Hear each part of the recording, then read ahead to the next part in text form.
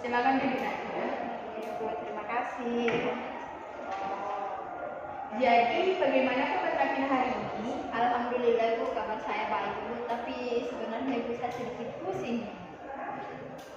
Hal apa yang membuatmu pusing? Nah, ada yang Ibu bisa bantu? Iya, Ibu, sebenarnya Ibu saya punya sedikit masalah, Ibu. Masalah tentang apa itu? Masalah mengenai keluarga saya, Ibu. Kadang saya dibuat bingung, Ibu, dan stres, tapi saya tidak tahu harus cerita ke siapa, Ibu.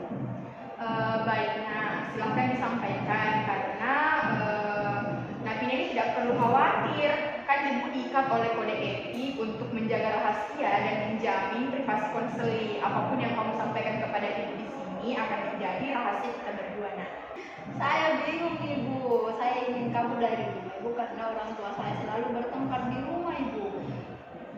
Sehingga saya tidak bisa di rumah, Ibu. Oh, saya bisa membantu, nah. Tapi hal apa yang membuatmu ingin merasa kabur, nah? Begini, Ibu, orang tua saya itu sering bertengkar di rumah, Bu. Jadi kepala saya kayak mau pecah, Ibu. Apakah pertengkaran itu terjadi setiap hari, nah? Iya, Ibu, hampir setiap hari. Oh iya, nah saya mengerti pasti ini sangat sulit bagimu. Iya. Nah, jadi masalah utamamu adalah situasi rumah yang membuatmu ingin kabur dari rumah, ya, nah. Apakah itu? Iya, Bu, saya merasa tertekan dan tidak nyaman di rumah, Ibu. Oh, nah mari kita eksplorasi lebih lanjut tentang masalah yang kamu hadapi. Nah, apakah ada hal-hal spesifik seperti terjebak di antara mereka ataupun apa yang membuatmu merasa tertekan? Begini, Bu, bapak saya sering marah-marah, Ibu, sehingga ibu saya sering menangis di rumah, Ibu. Saya merasa seperti terjebak di antara mereka berdua, Ibu. Oh iya, nah dari ceritamu, apakah ada sesuatu yang membuat ayahmu sering marah kepada ibu? Nah, saya tidak tahu dengan pasti, Bu, tapi mereka biasa bertengkar hanya karena masalah sepele, Ibu. Bahkan pertengkaran itu sudah menjadi rutinitas bagi mereka, Ibu. Dari pembicaraan kita, nah, terlihat bahwa kamu merasa tertekan dengan situasi di rumahmu. Nah, apakah ini perasaan yang kita bisa batasi dan memfokuskan pada dirimu sendiri, nah, agar dapat fokus pada solusinya? Iya, Ibu, saya ingin mencari cara untuk mengatasi perasaan ini, Bu, dan mungkin bisa mencari tempat yang lebih baik, Ibu. Nah, mari kita bersama-sama mencari cara untuk membatasi dampak negatif dari situasi ini. Nah, pertama-tama apa yang biasa kamu lakukan untuk menjaga perasaan tetap stabil di tengah-tengah konflik ini? Mungkin, Ibu, saya bisa mencari tempat, Ibu, atau kegiatan yang bisa menjadi tempat pelarian saya, Ibu, seperti berbicara dengan teman saya atau mengalihkan perhatian saya melalui hobi, Ibu. Oh, itu bagus. Nah, itu merupakan langkah awal yang baik. Nah, selanjutnya mari kita pribadikan masalah ini agar kita dapat fokus pada solusi yang lebih mendalam. Apakah ada faktor-faktor tertentu yang membuatmu merasa pribadimu tertekan atau dirimu merasa seperti tertekan, seperti perasaan tidak dihargai atau kurangnya dukungan emosional? Iya, Bu, saya merasa tidak dihargai, Bu, karena orang tua saya, Bu, sibuk dengan urusannya masing-masing, Ibu. Saya paham. Nah, apakah ada momen khusus atau situasi tertentu di rumah yang membuatmu merasa lebih tertekan? Iya, Ibu, saat mereka bertengkar, terutama itu, Bu, ketika itu terjadi dengan saya merasa seperti terjebak di dalam ketegangan itu, Ibu. Ibu mengerti. Nah, mari kita lihat bagaimana kita bisa mengatasi situasi tersebut. Apakah ada cara yang biasa kamu pikirkan untuk mengurangi dampak negatif dari pertengkaran orang tuamu? Mungkin, Ibu, saya bisa mencoba untuk berbicara dengan orang tua saya, Ibu, setelah pertengkaran mereka, atau saya mungkin bisa mengungkapkan perasaan saya dan mencari solusi bersama. Bagus. Nah, itu adalah langkah yang positif. Dengan membatasi dan memfokuskan masalah ini, kita dapat lebih efektif untuk mencari sebuah solusi yang sesuai dengan kebutuhanmu. Nah, sekarang mari kita lihat beberapa alternatif solusi untuk situasi ini, ya, Nak. Nah, dalam mencari sebuah solusi, kita bisa mengeksplorasi beberapa alternatif yang mungkin bisa membantu mengurangi tekanan yang kamu rasakan di rumah. Nah, apakah kamu mencari cara apa yang ingin kamu capai dalam solusi ini? Iya, Ibu, saya ingin menciptakan lingkungan yang lebih tenang dan stabil di rumah, Ibu. Saya ingin lebih aman dan dihargai, Ibu, ketika berada di rumah, Ibu. Oh, itu sangat baik. Nah, sekarang mari kita bersama-sama untuk menentukan beberapa alternatif solusi. Pertama-tama, bagaimana jika kamu mencoba membicarakan perasaanmu dengan orang tua setelah pertengkaran mereka? Iya ibu, mungkin itu bisa membantu ibu, tapi saya belum pernah mencoba karena selalu merasa takut ibu. Tapi saya akan mencoba ibu. Ya, nah betul sekali. Berani mencoba adalah langkah awal yang paling besar. Selain itu, apakah kamu memiliki teman atau anggota keluarga lain yang bisa mendengar atau memberikan dukungan emosional saat kamu merasa tertekan? Iya ibu, saya punya sahabat dekat ibu yang mungkin bisa saya jadikan untuk tempat cerita ibu. Tapi saya belum pernah melibatkannya ibu dalam diskusi saya ibu mengenai masalah ini. Oh, iya, nah mengungkapkan perasaanmu kepada sahabat bisa menjadi bentuk dukungan yang baik. Selain itu, apakah ada hobi atau kegiatan yang bisa menjadi pelarianmu dari ketegangan di rumah? Iya ibu, saya suka membaca ibu dan bermain musik ibu. Tapi itu biasa membantu saya untuk menjadi lebih tenang ibu. Oh, itu hebat. Itu adalah alternatif yang positif. Bagaimana kalau kamu mencoba mencari momen ketenangan di luar rumah? Nah, misalkan menghabiskan waktu di taman atau tempat dengan situasi yang lebih tenang. Nah, Iya ibu, saya suka dengan ide itu ibu. Mungkin saya bisa menjadwalkan waktu untuk diri sendiri di luar rumah ibu. baik, nah itu bisa menjadi cara efektif untuk mengurangi stres. Dan yang terakhir, apakah kamu pernah memikirkan untuk mencari dukungan dari pihak luar seperti konselor di sekolah atau lembaga bantuan yang memungkinkan? Belum ibu, saya belum terpikir untuk melibatkan pihak orang lain. Mengajukan bantuan dari pihak luar bisa memberikan perspektif dari dukungan tambahan. Jadi kita punya 4 alternatif. Nah, yang pertama yaitu berbicara dengan orang tua setelah pertengkaran. Yang kedua adalah mencari dukungan dari sahabat atau teman dekatmu. Nah, yang ketiga adalah menentukan ketenangan di luar rumah. Dan yang keempat, mencari bantuan dari pihak luar. Mari kita teruskan untuk mengevaluasi hal tersebut. Iya ibu, baik ibu, saya akan mencobanya ibu. Oke, nah baik. Nah, itu juga bisa dicatat sebagai alternatif solusi. Sekarang mari kita evaluasi alternatif ini pada tahap selanjutnya ya, Nak. Iya ibu. Oke, nah sekarang mari kita evaluasi keempat alternatif solusi yang telah kita diskusikan. Kita akan melihat setiap alternatif dari perspektif nilai dan kebutuhan yang kamu miliki. Nah, pertama, bagaimana menurutmu alternatif pertama, yaitu berbicara dengan orang tua setelah pertengkaran? Iya ibu, saya pikir itu adalah langkah yang baik. Nah, saya perlu menyampaikan perasaan saya ibu, tapi saya juga khawatir akan memicu pertengkaran lain ibu. Pemikiran yang baik. Nah, kita bisa mencari cara untuk mendekati pembicaraan tersebut dengan penuh kebijaksanaan agar tidak memicu konflik lebih lanjut.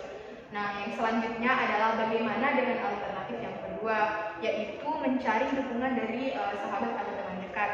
Saya rasa ibu itu bisa menjadi cara yang baik. Nah, dia itu selalu mendengarkan saya tanpa menghakimi saya ibu. Oke, nah mendapatkan dukungan emosional dari teman dekat memang bisa memberikan kelegaan. Nah, lalu bagaimana dengan alternatif yang ketiga, nah yaitu mencari ketenangan di luar rumah? Sebenarnya ibu, saya suka mengenai ide itu bu. Mungkin itu bisa membantu saya untuk menghilangkan rasa stres saya dalam waktu sejenak ibu.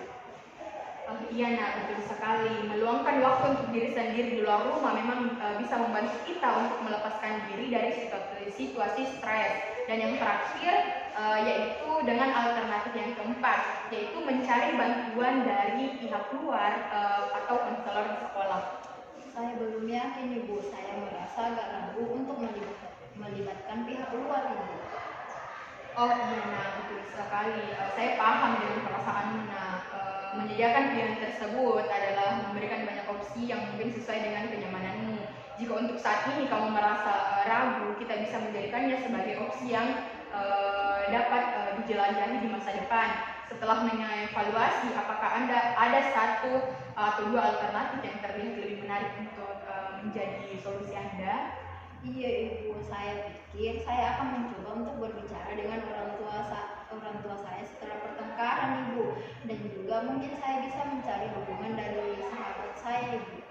Oke, nah sekarang mari kita cocokkan kelima alternatif kegiatan yang tadi kita catat dengan 4 nilai pertimbangan yang tadi kamu ungkapkan. Nah, kita gunakan lembar peta klarifikasi nilai ini. Nah, tadi Ibu sudah mencatat beberapa alternatif solusi. Mungkin Nabina bisa melihatnya di sini.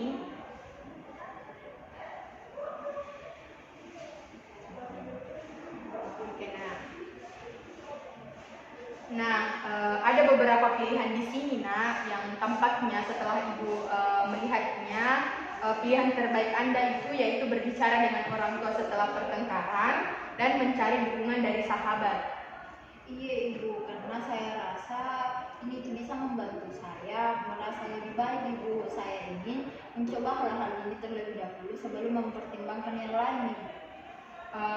Iya, nah saya ingin menanyakan beberapa pertanyaan mengenai keputusan kamu.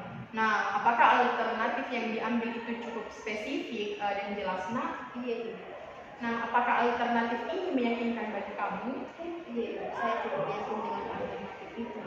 Nah, yang selanjutnya, apakah alternatif ini bisa menolongmu untuk tumbuh sebagai seorang yang lebih mandiri? Iya. Nah, apakah alternatif itu adalah sesuatu yang tergolong dapat kamu kendalikan dan laksanakan dengan baik?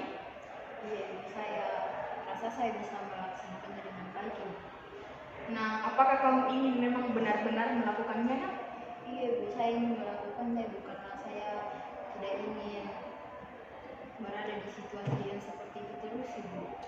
Ya, nah, mari kita buat rencana tindakan yang lebih rinci untuk kedua alternatif tersebut. Yang pertama yaitu bagaimana cara kamu untuk mendekati pembicaraan dengan orang tua setelah pertengkaran.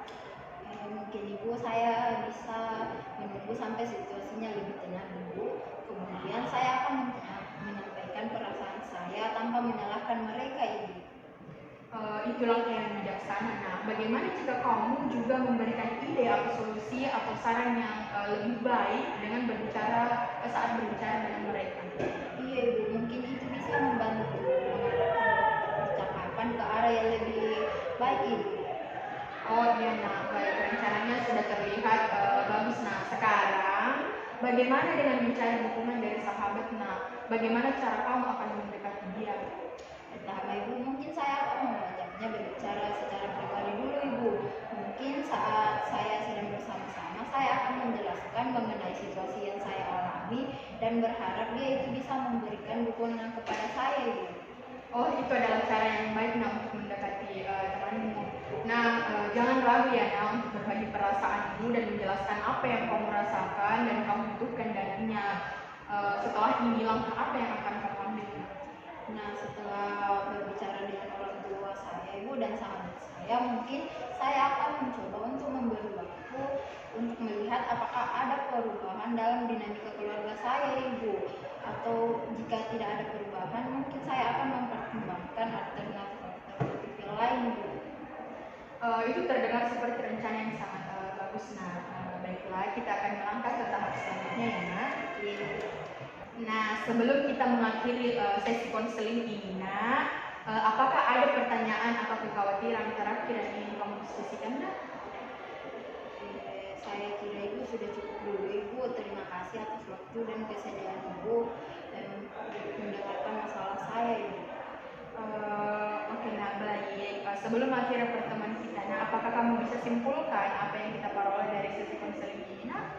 Nah, Ibu, saya sudah mengetahui problem utama saya Ibu, yaitu saya ketidaknyamanan dan tekanan yang dirasakan di rumah Ibu, terutama karena situasi broken home Ibu. Nah, hal ini itu menciptakan lingkungan yang tidak stabil dan menimbulkan perasaan tidak aman bagi saya Ibu.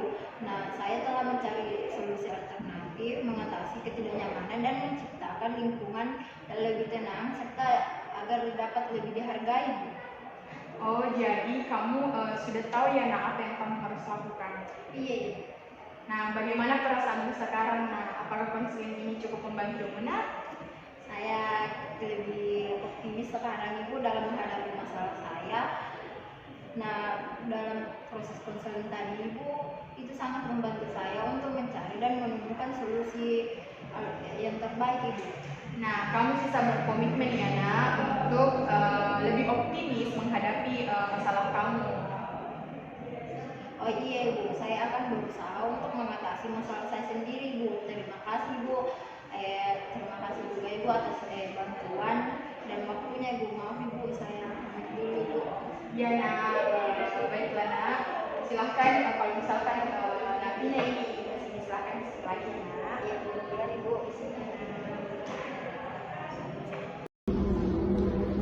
Baik, berdasarkan hasil observasi dan diskusi saya bersama rekan-rekan observer lainnya, kami menyimpulkan bahwa konselor telah menunjukkan keterampilan yang baik dalam memberikan layanan konseling individual, terkhususnya pada bagian attending.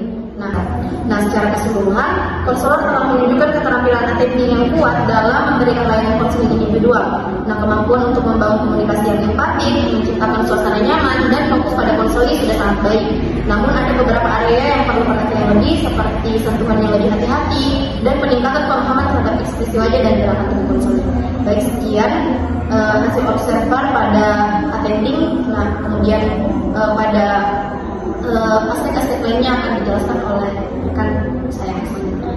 Nah, dari hasil observasi saya dapat disimpulkan bahwa konselor ini mampu merespon isi, perasaan, dan makna dengan tingkat keahlian yang cukup baik, menciptakan lingkungan konseling yang responsif dan mendukung. Kemudian untuk selanjutnya itu akan dipaparkan oleh observer selanjutnya.